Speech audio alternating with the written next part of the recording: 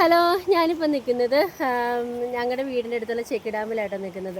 ഇതേ കണ്ടോ, ഇത് നാളികേരം പോകുന്നത് കണ്ടോ, നാളികേരം പോകുന്നത് കണ്ടോ വെള്ളത്തിൽ.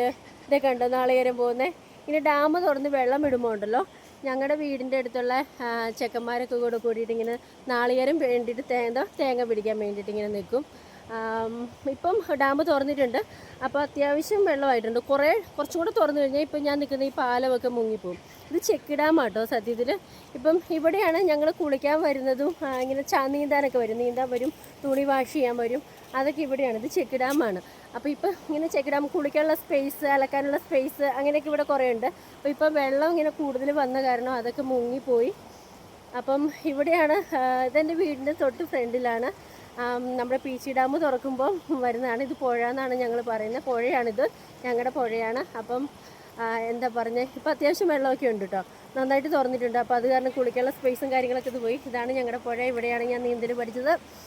എങ്ങനെയുണ്ട് ഞങ്ങളുടെ പുഴ?